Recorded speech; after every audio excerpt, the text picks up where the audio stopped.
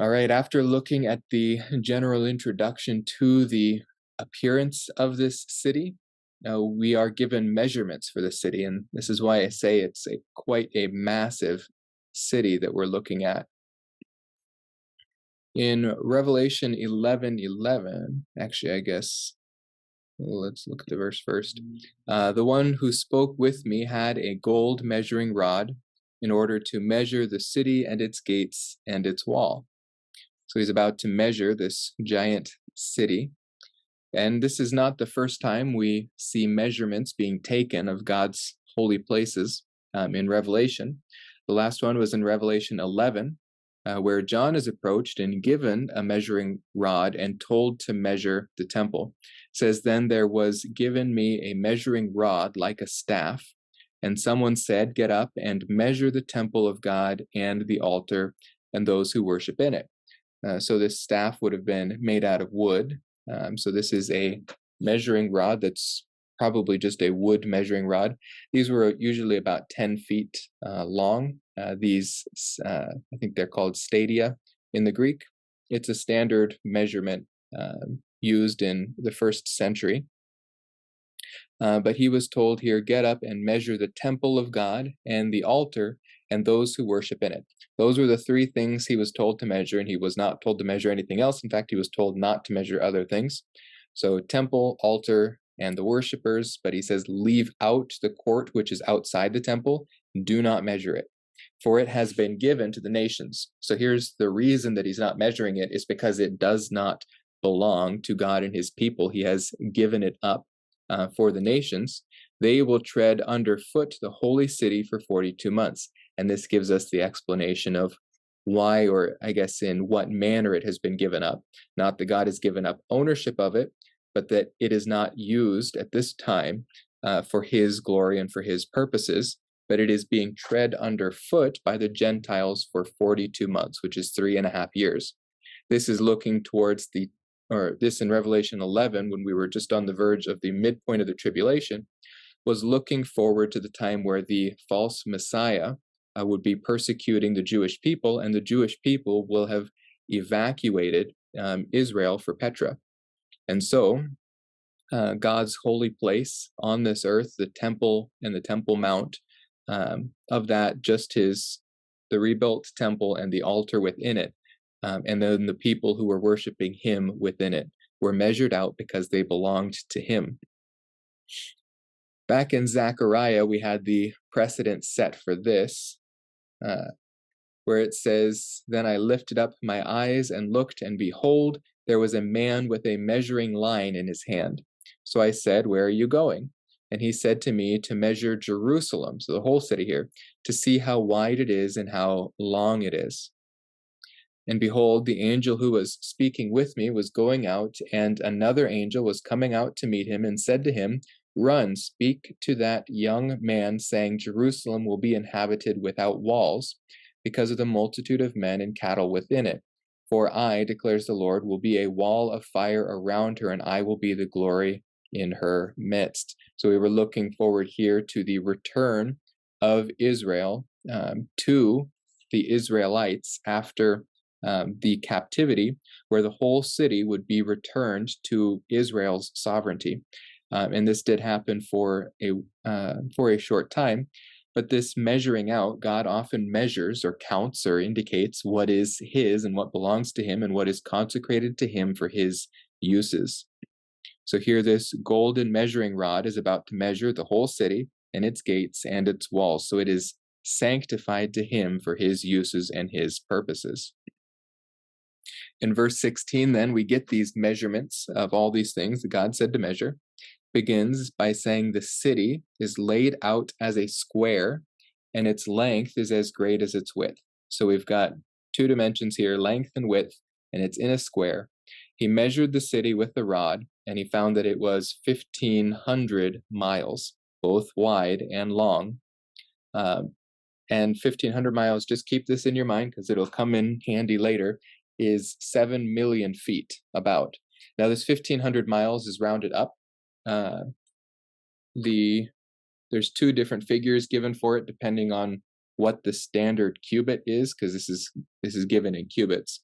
It's either 1,380 miles or 1,342 miles, depending on the measurement of a cubit, but it rounds up just easily here in the translation, I guess, to 1,500 miles, which is about 7 million feet. So somewhere in that ballpark. Now there's been lots of different means of comparing this to things we're familiar with. We being in the United States, I think the best one for us is it stretches from the Pacific coast all the way to the Missouri River, the Mississippi River, or it goes all the way from the Atlantic Ocean in, I think, as far as Colorado, the end of Colorado. So it's quite large. Others, it stretches from Rome to Jerusalem, or it stretches from Adelaide to Darwin in Australia. Any of those figures might help you, maybe not the Australia figure. But this is a massive, massive city, larger than anything that existed on this earth. And it may very well be that since this is a new heaven and a new earth, that the earth itself is expanded to fit this. But also we shouldn't be concerned about the physics of it, because when God created this creation, he created the physics to go along with it. There's no restraining what God can and can't do in this new creation. And if he wants to make the physics make this possible, if not probable or plausible, that's what he's going to do. He's giving us a description here of what he's actually seeing. So we know it's possible, and all things are possible with God. And this is the city in which we are going to reside in the new heavens and the new earth in his presence. Now, this is a common artist rendition of it. This is most likely what is being described here. If we look at the verse, it says that its length and width, and now he adds as well, and height are equal. So not only is it going to be 7 million feet long and wide, but it's also going to be 7 million feet high. Most do put it in a square. I think this is probably the best understanding of these dimensions here, but there are a few other possibilities given to us. Clarence Larkin and a few others point out the fact that a pyramid also has the same length, width, and height. This loses some of the imagery of the tabernacle, which I think is, or the Holy of Holies specifically within the tabernacle, which I think it is alluding to, and exchanges it for an image that looks more like the false messiah's attempts to make a kingdom. I don't think it is going to be a pyramid, but it is an interesting idea, and it doesn't contradict what the text says, so it has to remain here as an option. The other, and I think this is fascinating, I don't think the text actually points in this direction, but it's hard to strictly rule out, and we'll see why in a second when we get to the description of the wall. The other option that's given to us is, just like this present creation may have been created with a solid firmament or a solid atmosphere that helps the greenhouse effect in the pre-flood world, that this new creation is going to be surrounded by a crystal orb or globe, and that the city itself, this New Jerusalem, is itself the new planet that we will live on. So it would be a smaller planet the size of a moon. It would be a cube, and it would have a crystal orb around it, or perhaps a crystal box around it. And that would be why it's so shimmering and glittering to John. Now, this isn't a view held by many, but it's also not held by lunatics, really. So I'm hoping they have some good reasons for why, although they don't really explain it. I think J. Vernon McGee is one of the most common proponents of this idea that the New Jerusalem is a planet. It's just a square planet in the new creation. And he's got a reason for it, at least one reason for it. And because this verse kind of trips people up, they don't really understand what it means. If we've got this 7 million foot cube, city, and then it has a wall around it that's 144 cubits or 216 feet. Now, this can either be the width of the wall or it can be the height of the wall. If it's the width of the wall, as some try to argue, then it could be the width of the wall that is 7 million feet. The ratio of that is less than paper thin. But again, with the new physics in the new world, that's not really a problem. But it is odd. There also could be a wall around this 7 million foot tall city. And so it would be a very, very, very microscopic wall next to that great city. And so I think this is why people like J. Vernon McGee have preferred to see the width of this wall as being a wall that actually encircles the entire city as an atmosphere of sorts. So here's Clarence Larkin's view of that wall. He makes this 216-foot wall, I guess, in perspective.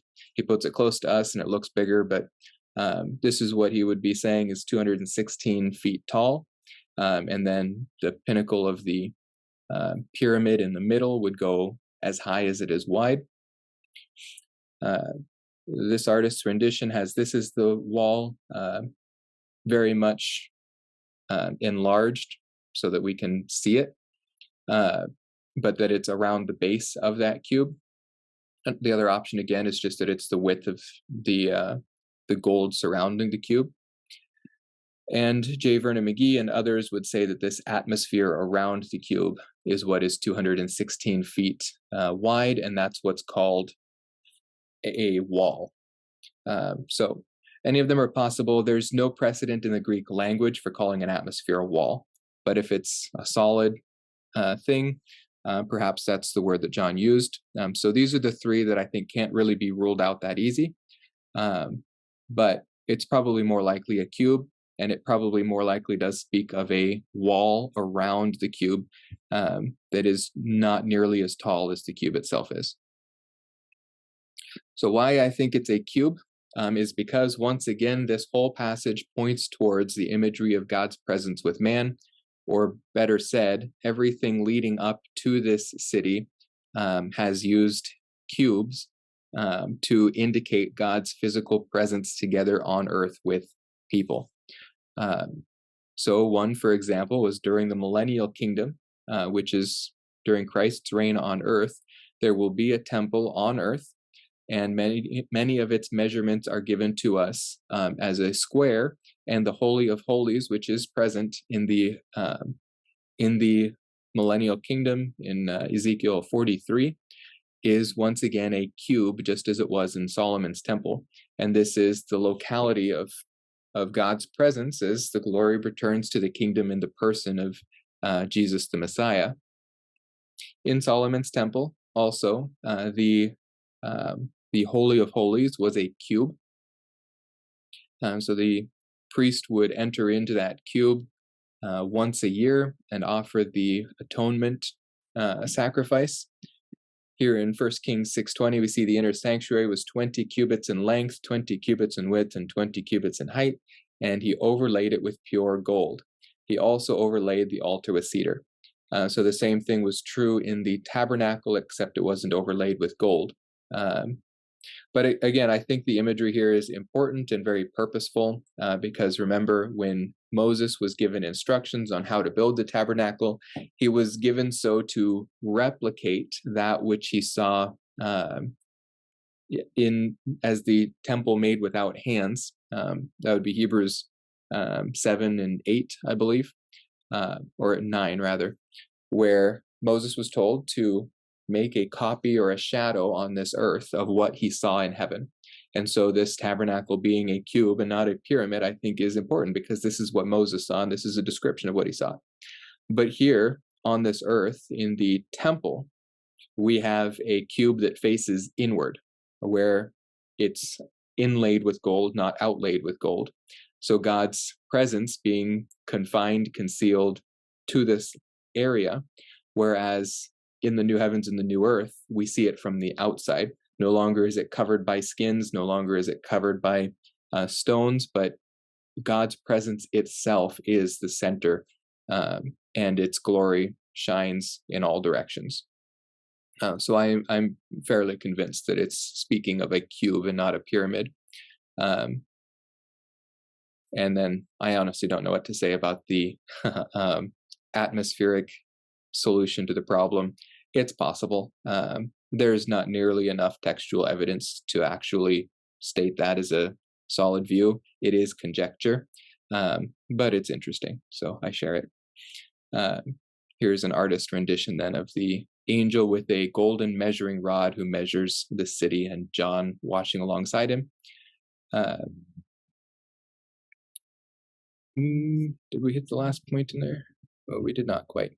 The last thing to point out then, after seeing that picture of John with the angel, is this this wall, which we saw, the 72 yards or 144 cubits, 216 feet. It says it's measured according to human measurements, which are also angelic measurements. So many have taken this to either equate the size of an angel with the size of a human, or else they say that in the new, in our glorified bodies, we will be enlarged to be the size of angels. The text doesn't actually merit either one of these or warrant either one of these solutions. The issue here is we have an angel measuring this city, and it is a massive city. He's using a gold measuring rod that is usually measured against the human body for its ratios. And so a question may occur or arise in the mind of one of the readers. Well, this city is just too big to believe. They must be using different measurements. Oh, look, he's using the measurements of an angel. Those must be different than the measurements of a human. John is assuring us here that the angel who is measuring the city is not using any standard that we're not familiar with. He is using the standard human measurements that they would be familiar with. So this speaks to the trustworthiness of the figures that are given to us for this city. We have no reason whatsoever to take it as anything but literal. The only reason to take it as not literal is because we don't believe what is said. It gives it to us in very literal, plain speech.